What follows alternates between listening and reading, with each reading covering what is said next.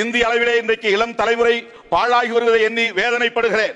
இந்த அரசுக்கு அந்த வேதனை இருக்கிறதா என்பதை நான் கேள்வி எழுப்ப விரும்புகிறேன். இளம் தலைமுறையினர் ஹியூமன் ரிசோர்ஸ் மனித வளம் கடுமையாக பாதிக்கப்படுகிறது.